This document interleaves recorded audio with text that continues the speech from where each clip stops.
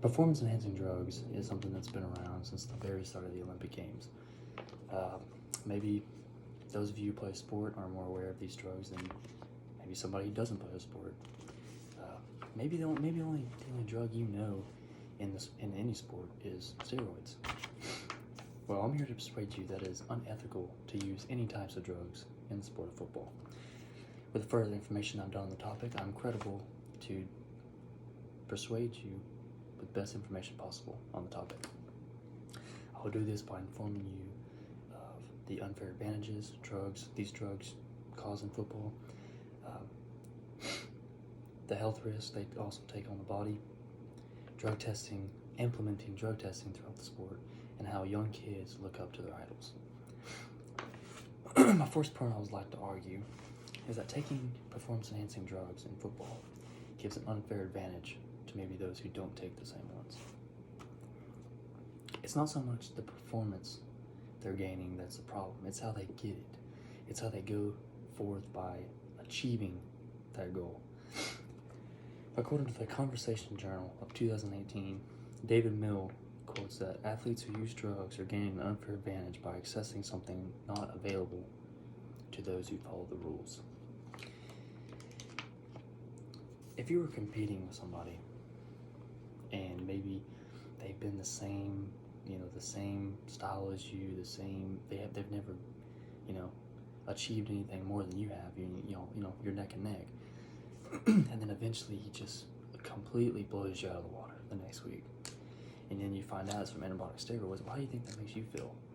It makes you feel good because you didn't cheat, but at the same time, it makes you feel like maybe you could have done it too. Next, I will argue that taking these types of drugs can hold a heavy risk and a heavy toll on your body in the future. Taking performance-enhancing drugs can often seem like, it's doing good for your body. Maybe you inject that first round of steroids and you see immediate results in the first week, and you keep going. You're like, man, this is good. What if I told you at the same time you're killing yourself as well? According to Dhruv Mandru, the author of the Indian Journal of Pharmacology of 2019, between the years 1985 and 1995, 121 athletes in the U.S. suddenly died after or during a training session. Their deaths were mostly due to heart and cardio malfunctions. And then later in life, after they were, brought into the hospital and tested, it was found that they did in fact use some sort of performance-enhancing drugs that caused this death. For a person that takes any type of drug, in football, performance enhancement, you raise your risk for a heart attack. You thicken your blood, your vision gets blurry, and the most common one is higher risk for HIV/AIDS, and just the HPV virus in general. For my next point, I will argue that drug testing should be implemented in the sport of football in order to play.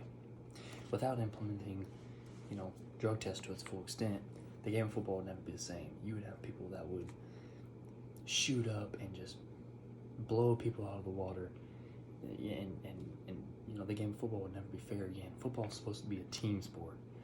When you get kids left and right taking all these kinds of performance-enhancing drugs to ump them in, it's all about themselves, then it becomes not a fair game, and football would never be the same. Football is a team sport, not an individual sport.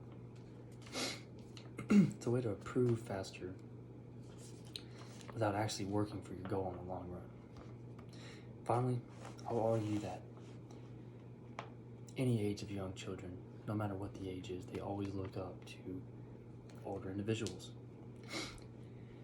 Have you ever had that special player, maybe you're a freshman in high school and you look up to that senior, or maybe you have a special person on college football or a college sport that you look up to.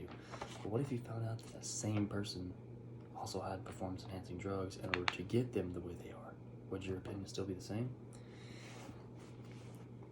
Many American children feel as if, older people influence them in ways to do things later in life.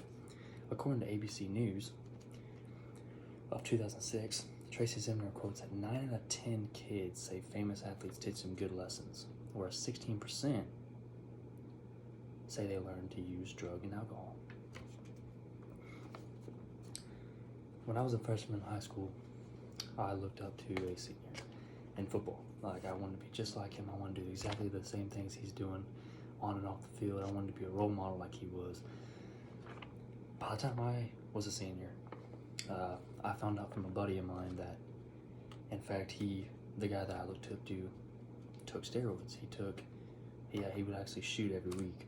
And, you know, my opinion on him changed real quick. I had no clue. Now, if I would have known that, being a freshman, my opinion would probably be different, and I would probably be looking up to somebody else. But in conclusion to my speech, by discussing the unfair advantages of drugs in football, health risk these drugs take on the body, implementing drug tests in the sport of football, and how children, you know, interact and look up to their older peers, I hope to have persuaded you that it is unethical to use any type of drugs in the sport of football. After concluding my speech, will you have an eye out for these type of drugs and the negative effects they can have on your body? Thank you.